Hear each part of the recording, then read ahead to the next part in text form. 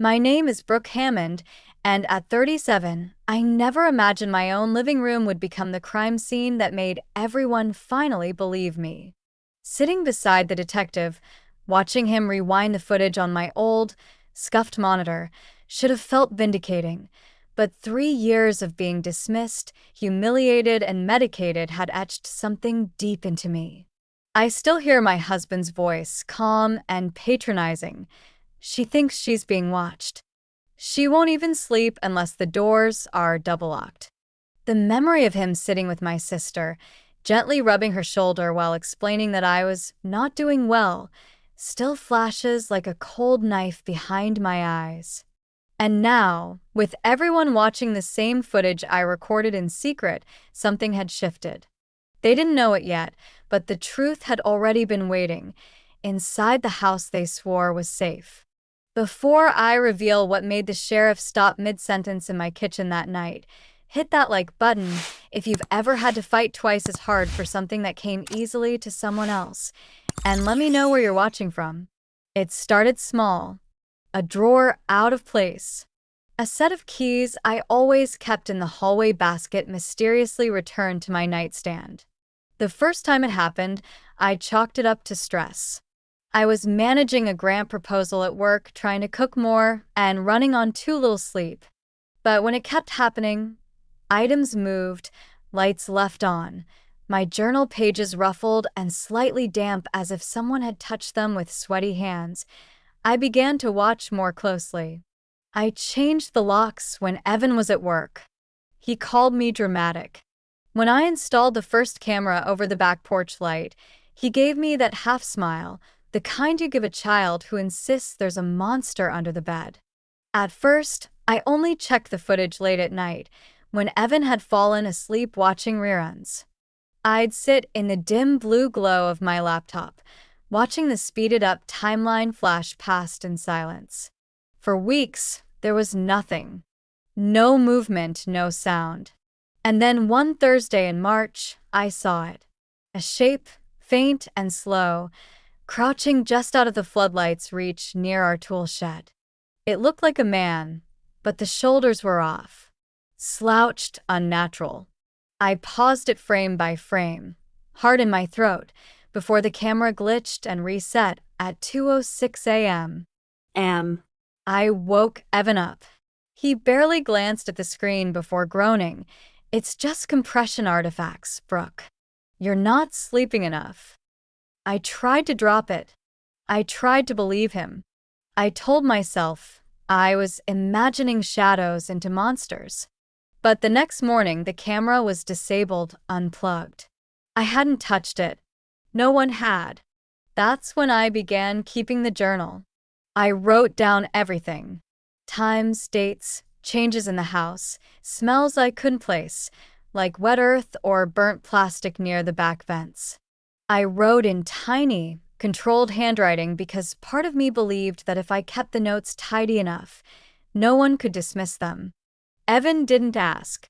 He pretended not to see the notebook, didn't comment when I began sleeping with my phone in hand, recording audio at night. The sounds were worst. Shuffling, faint tapping, not rats or settling beams, but slower, more deliberate. Once I recorded breathing. Just 2 minutes of low, even inhales. It wasn't mine. I played it for Evan on a Sunday morning. He had just finished his jog and was still red-faced and impatient. "This is from a podcast," he said.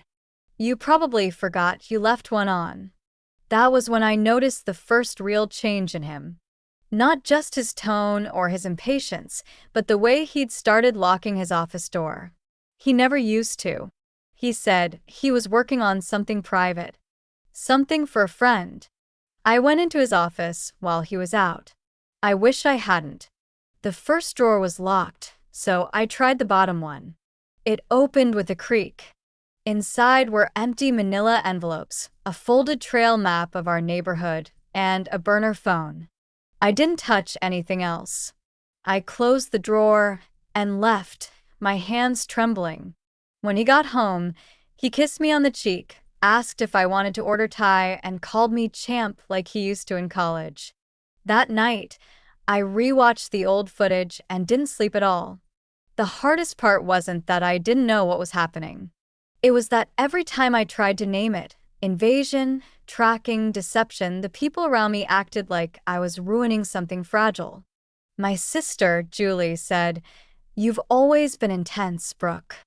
Maybe a little break would help." My boss at the foundation noticed my hours slipping. Evan said I needed a neutral space to process stress, which is how I found myself sitting in front of a psychologist named Dr.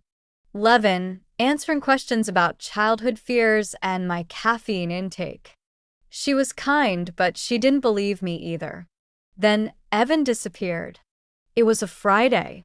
He left for work at 8:15 a.m. I watched him back out of the driveway on the camera I had secretly moved into the dining room window. I saw him glance at the rearview mirror. I saw his taillights flicker red and vanish. He never came home. At first, I thought he was testing me, playing some cruel experiment to see how far I'd spiral. But when the sheriff came to the door the next night, asking when I'd last seen him and what he'd been wearing, something in the air shifted. People stopped smiling politely. They stopped dismissing. The detectives searched the house. They found my journals first.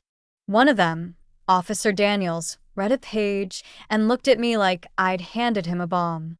They found the footage, the audio files, the extra locks I'd hidden under the stairs. They opened Evan's office. And they found more than I had dared to look for. Now they were asking me questions, their notebooks out, their tone different. Respectful, cautious, as if maybe, just maybe, the paranoid wife with the cameras and the meticulous notes had seen something no one else had. As if the things I had been trying to protect myself from were finally stepping into the light. If you've ever had to stand your ground while everyone around you told you to sit down, tell me. Because I know now, they'll call you crazy right up until the moment they start copying your notes. The first sign something bigger was wrong came when they opened Evan's laptop. It wasn't password protected, which was strange in itself, and once the tech officer pulled it open, I could see their faces tighten. The screen glowed with dozens of video thumbnails, all dated, all labeled. Some I recognized as mine, copied versions of the footage from the porch and hallway cameras I had installed. But others were new. Angles I had never set up. A shot from behind our bedroom door. Another from inside the garage, pointing directly at the trunk of my car. One showed me asleep, face turned to the wall, hair across the pillow, but the angle made no sense. That camera had to be inside the room. Not mounted. Hidden. Detective Morales leaned in and asked me, "Did you install anything inside your bedroom?" My mouth opened, but nothing came out. I shook my head slowly. He turned the laptop toward me so I could see it all again. One file, labeled July 15/_raw, showed me walking around the house with a flashlight, checking doors. Another, Brooke/_office, was darker, and I didn't recognize the location until I saw myself appear in frame, sitting at the kitchen counter, flipping through the notebook I'd hidden under the floorboard. The camera had been behind the microwave. It was filming me. They asked for permission to search the crawl space next. I led them there myself. They ducked under the furnace, and I stood at the top of the stairs, arms folded tightly, watching them with a nausea I couldn't place. I had never gone far down there. Evan always said it was unsafe, mold, insulation, just old pipes. He kept the light bulb unscrewed, the switch covered with painter's tape. But when the officers pulled their flashlights out and disappeared around the corner, I heard one of them stop short and let out a low whistle. "You need to see this," someone said. I followed. There were 6 hard drives, lined up in a row like small black bricks. Each had a white sticker with numbers and initials. Some I didn't recognize. Others were mine, BH Kitchen, BH Bath. My initials, Brooke Hammond. A small crate nearby held plastic bags filled with receipts, labeled pill bottles, a toothbrush I hadn't used in over a year. They bagged everything. One of the younger officers found a locked box bolted under a low shelf. They took it out with a drill. Inside was a second burner phone, a black notebook with shorthand entries, and something I never expected, photocopies of my therapy notes. Page after page of sessions I'd had with Dr. Levin, written in my own voice, transcribed like a record. I called her that night. Dr. Levin sounded surprised at first, then guarded. "I've never shared anything," she said carefully. "I'm legally bound. But you did sign the digital intake form. Sometimes platforms store encrypted session summaries for auditing purposes." I asked if someone else could have accessed them. She hesitated. "If your husband had your email and passcode, yes, it's possible. But not easy." "Why?" I hung up without answering. The next morning, I went to Julie's house. I hadn't told her anything, just texted that I needed to talk in person. She opened the door in a sweatshirt and no makeup, looking startled. I stepped into her living room, and she started rambling almost immediately. "Is this about Evan?" she asked. I didn't want to get involved. "You two were fighting and—" I asked her how long she'd known. Her eyes narrowed. "Known what?" I told her what they'd found. The footage. The tracking. The notes. Julie stared at me like I had broken something sacred. "Brooke, he was trying to help you," she said finally. "You weren't well." He was scared. My voice cracked as I asked, "Scared of what?" She bit her lip. "Of you hurting yourself. Or getting someone else hurt. You were writing all those notes, changing your locks every few weeks. He said you refused to take your meds, that you were sleeping with scissors under the pillow." I felt like I was outside my body. I had never, not once, done that. Evan had told her I was dangerous. Julie went quiet when I asked if he ever stayed with her when he said he was traveling. Her silence answered for her. She sat down slowly and asked, "Do the police think he's dead?" I didn't answer. I left without taking my coat. 2 days later, I received a package. It wasn't delivered by the post office. It was left on the back step, no return address. Inside was a flash drive and a sheet of paper with 2 typed lines. "You missed one. Watch before 10 p.m." I locked every door before plugging it in. The screen came alive with grainy footage. This one was darker than the others. No date stamp, no sound. But it was our house. The living room from a high corner angle. I saw myself walk in, set down a grocery bag, stretch my arms. And then I saw the frame freeze, just for a moment, and zoom, slowly, into the hallway behind me. A figure stood there. Not Evan.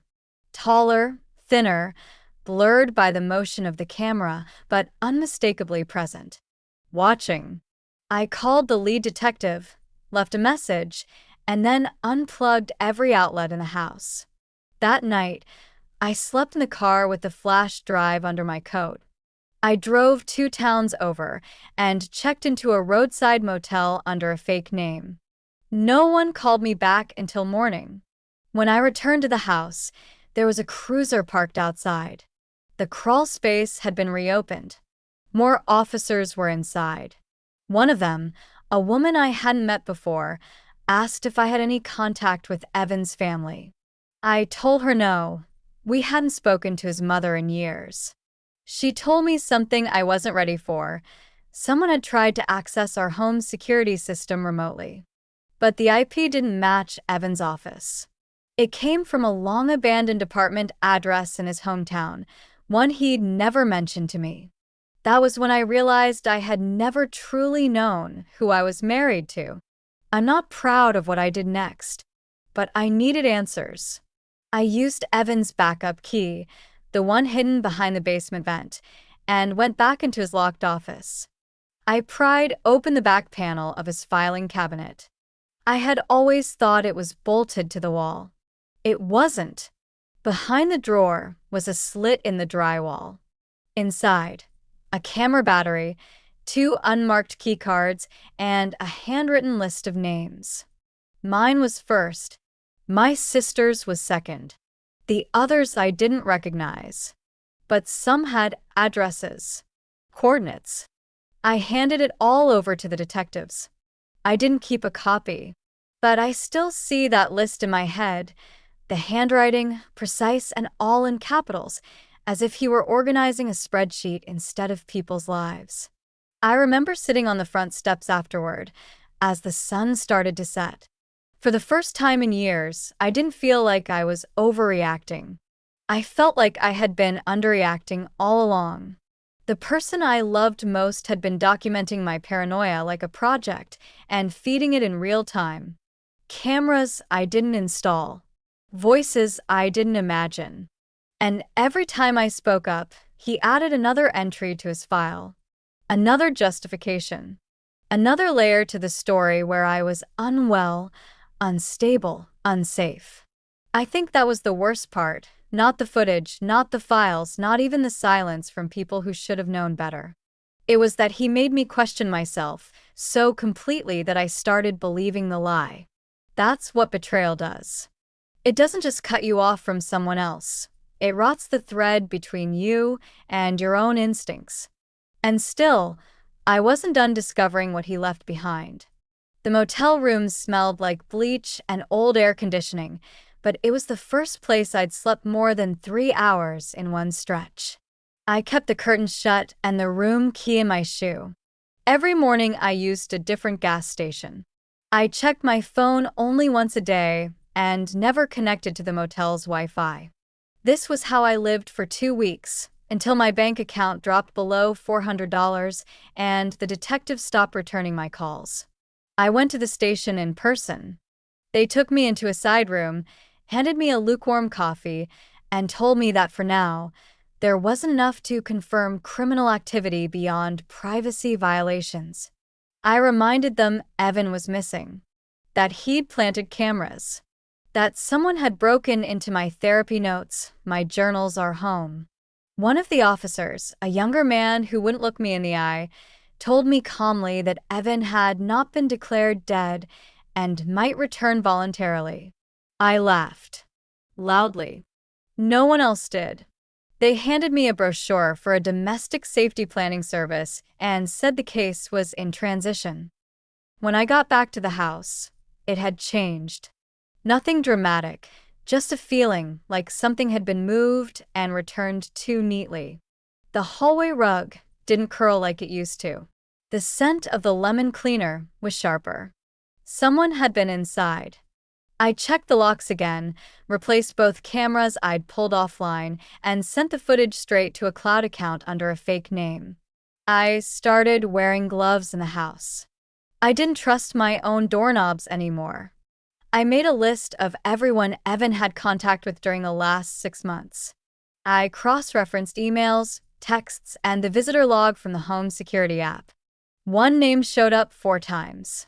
A woman named Adrienne Calhoun. I didn't know her. Her LinkedIn said she worked in digital consulting. The address listed was an old P.O. box near the industrial edge of the county. I drove there one morning, parked across the street, and waited.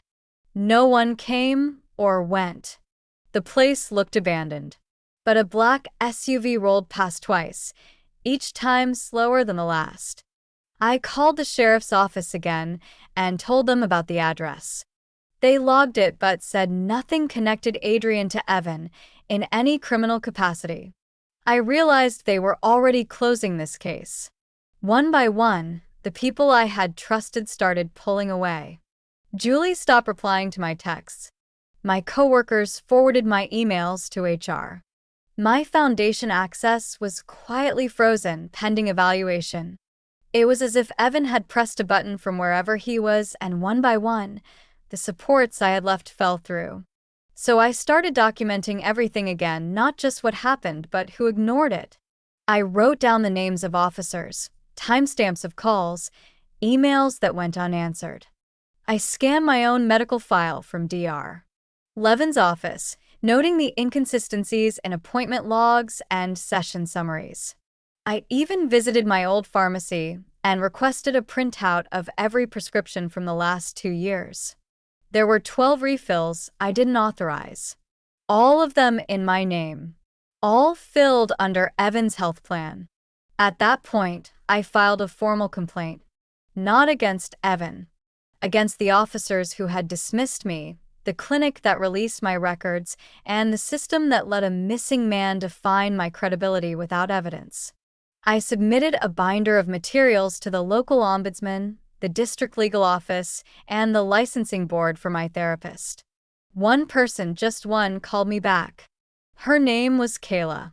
She worked part-time for a privacy watchdog nonprofit. She said, "What you're describing isn't unheard of. It's called partner-led proxy surveillance, and it's more common than people think." She wasn't surprised when I said the police stopped answering. She said that once a man disappears without a clear threat to himself or others, cases like mine don't escalate, they diffuse. Quietly, slowly. She gave me a list of steps to take: data backups, off-site document storage, alternate ID. I listened, took notes, and felt the smallest thread of control return. That night, I copied all my files onto a password-protected drive and mailed it to a P.O. box under a different name. I started locking my phone in a Faraday pouch. I unplugged the television. I began sleeping in the guest room on rotation. Then the letters started. Not emails, not texts, letters. Slipped under the door, no return address. The first one said only, "Nothing was ever hidden. You just refused to look." The second came 3 days later. "Did you tell them about Baltimore? About what happened before Evan?" That one made me sit down on the floor. Hard. Because no one knew about Baltimore. Not even Evan. It was from before, from grad school, from a time I had scrubbed out of every official record. I burned that letter. But I knew I had to go back. I booked a ticket that night, took a cab straight from the airport to the address I hadn't visited in 15 years. The building was still there, old brick, peeling paint. The same neighbor still watered the hydrangeas out front. I knocked. No one answered. But someone had been inside. I peeked through the side window. Papers on the floor. A folder marked Hammond, B. in thick blue ink. I took a rock, broke the window, and climbed through. Inside were copies of transcripts, court forms, and a psychiatric assessment from 2009, the same year I dropped out for medical leave. I had told Evan I needed a break for family reasons. That had been partially true. I'd had a breakdown, and I never fully explained it to anyone since. But someone had found the old records. Someone had kept them, filed them, delivered them back to me one threat at a time. Back in the motel, I sat on the edge of the bed, staring at the old report in my lap. I wanted to feel ashamed, but I didn't. I felt hunted.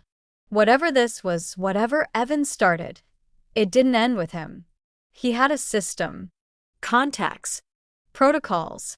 And I had spent 3 years documenting shadows while someone else had been mapping my past behind my back. Still, something had shifted. I no longer cared whether people believed me.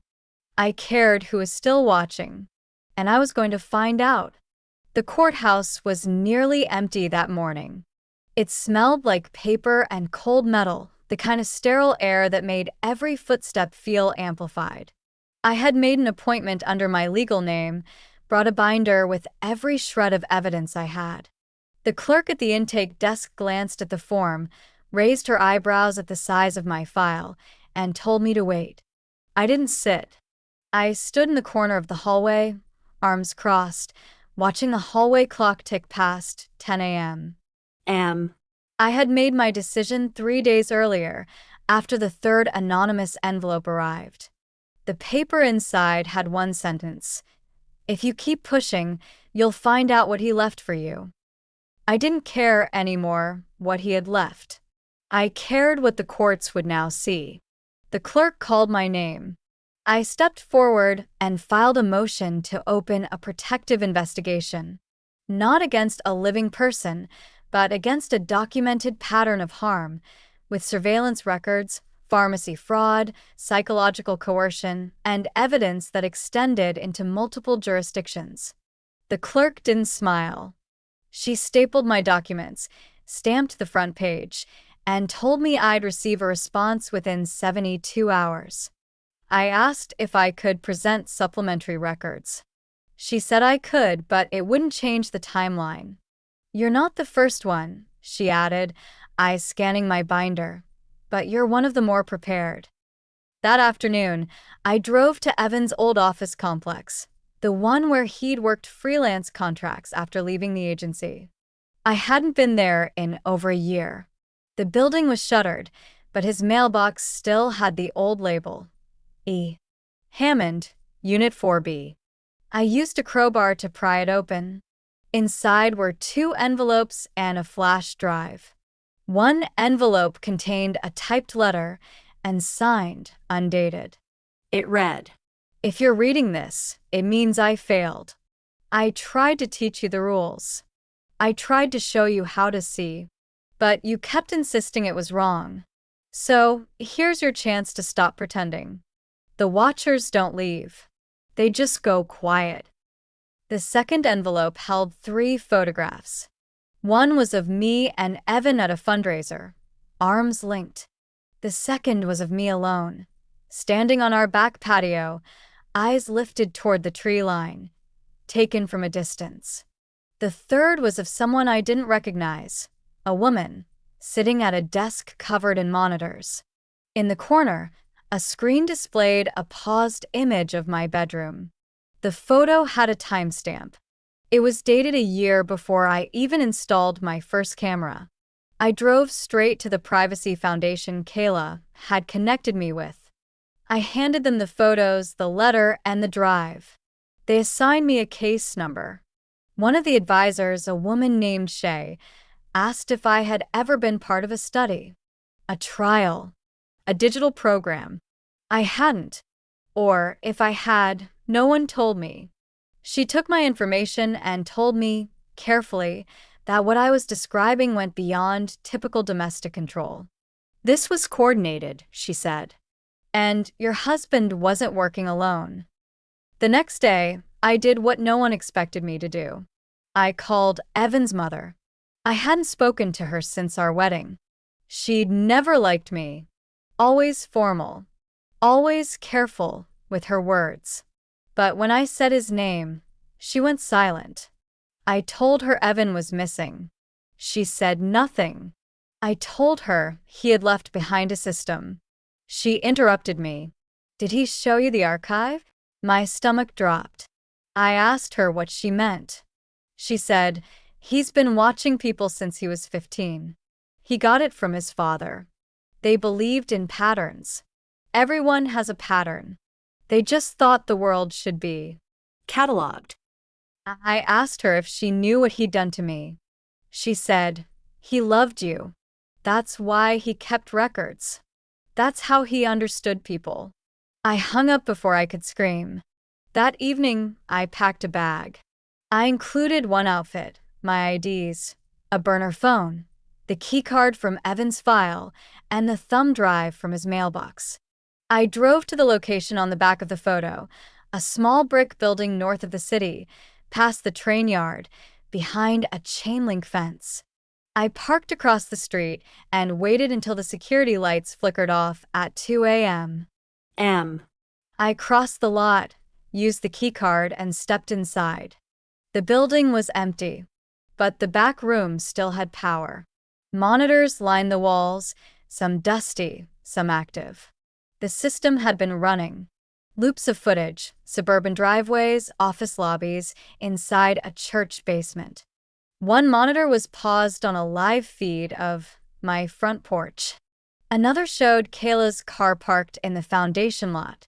This wasn't just my life. This was a network. A web. And Evan had only been one of the people holding a thread. I pulled the hard drive from the system. As I turned to leave, a noise sounded behind me, a mechanical hum, then a slow mechanical lock. The door had sealed. I ran to the hallway, shoved the exit bar, and made it outside. But I knew I had triggered something. They would know I'd been there. I didn't go back to the house. Instead, I walked into the federal building the next morning and handed over everything. The photos, the drive, the location, my notes, and my name, real and full. They took me seriously. This time, they didn't blink. A few days later, my name hit a list I never wanted to be on. Cooperating witness. That was how I learned the program Evan worked for had been flagged years ago, a privatized surveillance network that blurred the lines between cybersecurity, domestic tracking, and predictive threat profiling. Most of it had been dissolved, but fragments remained. And Evan had been keeping them alive, hiding them inside the people who trusted him most. I left the building through the side exit. I didn't feel safe, but I felt weightless. I didn't look back, not because I wasn't scared, but because I finally understood. The trap was never in the house. The trap was in what I was willing to call protection. The apartment they moved me into was on the edge of town, corporate housing used by state witnesses between hearings. It smelled like paint and dish soap, with windows that didn't open all the way and furniture wrapped in a kind of silence. No pictures on the walls. No mail delivered directly. I received everything through a coordinator. Food deliveries had to be prepaid. My phone calls were monitored for safety. That's what they called it now. Safety. The word didn't feel like armor anymore. It felt like another lens. I spent the first 2 weeks doing nothing but sorting files. Sorting, then burning. I burned anything I couldn't verify. Old notebooks. Flash drives I didn't remember labeling. Duplicate photos. If it had Evan's handwriting or no origin trace, I fed it to the flames in the sink basin using a lighter I kept in a mug labeled Ohio Legal Conference, 2015. The mug wasn't mine. Nothing in that apartment was. That helped. The foundation sent Kayla to meet me once, but she was colder now. She handed me a sealed envelope and told me the board was reviewing its involvement. That too much exposure could hurt future operations. I told her I wasn't asking them to keep helping me. She said, "We're not pulling away. We're protecting the work." She didn't make eye contact after that.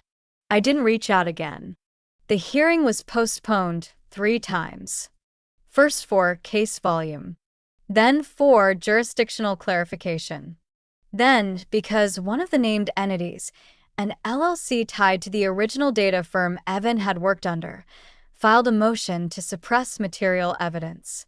That's what the email said. The evidence was me. My name. My voice.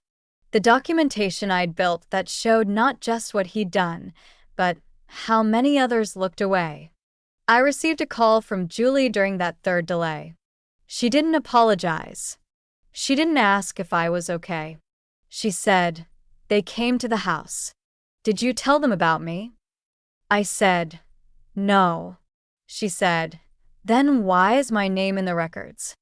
I said, "Because you were there." She didn't speak for a moment. Then, "You should have just let it die with him." She hung up. That night, I walked down to the mailbox building at the edge of the lot. It was nearly midnight. The air was dense and yellow with sodium light. I opened box 112B and found only one thing, a black envelope, no stamp. Inside was a single sheet of paper with typed text. He wasn't alone. You never were either. There was no signature. Just a line of code in the corner that I copied down before burning the paper in the stairwell trash bin. I handed the code off to the tech rep at the Department of Justice. She emailed me a week later. The code was a reference string from a now-defunct system used internally at a government-adjacent contractor, a shadow archive, built for surveillance pattern simulations. It wasn't tied to Evan directly, but it confirmed what I already knew. He was never the center. He was a part, a volunteer node in a structure built by others. I began to understand that the hearing wouldn't restore anything. Not the truth. Not my name. Not my past. I could prove what happened. But that didn't undo what it meant to live through it. That didn't return friendships, or jobs, or the sound of my own thoughts before the paranoia had turned out to be real. Still, there were small shifts. I stopped flinching every time the air vent clicked on. I kept the blinds half open. I ordered new bedding and made the bed every morning. I said no to an invitation from a local therapist who offered to help me reprocess. I didn't need my trauma softened. I needed people to stop selling me clean endings. One afternoon, the coordinator slid a document under my door. It was a subpoena. I was being called not just as a witness, but as a declarative subject. My evidence was now considered structural, not incidental. That meant it had passed the threshold for systemic review. I sat down on the kitchen floor and held the paper without reading it twice. My name wasn't just on a file anymore. It was part of the file. I had become a record of my own resistance, and I knew what that would cost. I walked past the courthouse the following day, not to enter, just to stand outside. I watched other people go in. Jurors, plaintiffs, officers on lunch breaks. None of them knew who I was. That was the best part. Evan had filmed my life like it was a case study. The network had used my silence like insulation. Now, for the first time, I was not being watched. I was being listened to on paper, in transcripts, through exhibits and references, maybe through gritted teeth, but still heard. I still kept one camera in the apartment. It didn't feed anywhere. It wasn't connected to a system. It was just a cheap, red light webcam I taped to the top of the bookshelf, facing outward, toward the window. It didn't record. It just blinked. Some nights I stood in front of it, stared out the window, and waited for nothing. And when nothing happened, I'd go back to bed and fall asleep before the blinking stopped. The last box I unpacked had nothing valuable in it. Just loose cords, a chipped coffee mug from Evan's old office, and a USB drive I'd labeled but never used. I threw most of it away. The mug shattered in the bin before the bag even tied shut. I didn't flinch. My new apartment was smaller, brighter. It faced a quiet street where joggers passed every morning like clockwork. I didn't know their names. That was the point. No history. No proximity. Just space. I started writing again. Not in journals this time. Those were too easily photographed, duplicated, misread. I wrote on paper with outlines. Short phrases. Fragments. Not because I needed to remember, but because I wanted to decide what stayed. Some days I tore them up as soon as they were written. Others I saved in a metal box under the sink. No lock. Just storage. It felt good to keep things without fearing who might find them. The first time I heard Evan's name again, it came from a reporter. He left a voicemail saying he was writing a piece about emerging legal gray zones in domestic surveillance. I didn't call back. He followed up with an email. Do you want to help people understand what really happened? I hovered over the reply box for a long time before deleting the message. I wasn't ready to help people understand. I was still deciding how much of myself I wanted to make legible. That's what I lost most, I think. Not safety. Not trust. Privacy. Not just from the cameras and files and microphones, but from the narrative. From the way my story had been picked over, cataloged, retold, cleaned up for court, my words in someone else's format, my memories in footnotes, my fears summarized into exhibits. So, I built something quieter. I got a job at a nonprofit in a neighboring city. It's not big, mostly grant writing. I use a different name for public contacts. No one there knows what I've been through. When people ask why I moved, I just say, needed a reset. That's enough. One of the staffers plays piano during lunch breaks in the corner room. Sometimes I sit and listen without saying a word. That's enough, too. The state never officially confirmed who else was involved. They issued a limited report, redacted and folded into an ethics review that barely made local news. Evan's name was omitted. The companies listed were dissolved or renamed. I stopped following the updates after that. I didn't want closure through someone else's phrasing. The biggest change came quietly. One afternoon, I saw a woman at the grocery store watching me. She had that look, half curious, half certain. I didn't recognize her. Maybe she was from the courthouse. Maybe not. She started to approach, then stopped. Just said, "You're her, right?" I smiled, but didn't answer. She nodded once, slowly, and walked away. I didn't panic. I didn't retreat. I stood right there and finished loading my cart. That moment stayed with me for days. Not because she saw me, but because I didn't need to be seen to feel real. I still have one of the original cameras. Not plugged in. Not even stored with care. It's on a shelf near my desk, dusty and quiet, the lens covered by a piece of paper. I keep it not to remember what happened, but to remind myself what won't happen again. I don't need it anymore. But I do need to see it there sometimes. That choice. That boundary. Now, when I think about the person I was when all of this started, the woman who second-guessed herself, who explained her fears like confessions, I don't pity her. I respect her. She wrote things down. She told the truth before anyone was ready to hear it. And when no one listened, she made them. That's the difference between fear and survival. Fear waits to be believed. Survival doesn't ask for permission. Thank you for joining me on this journey, and I hope my story inspires you to recognize your own inherent worth, no matter who doesn't see it.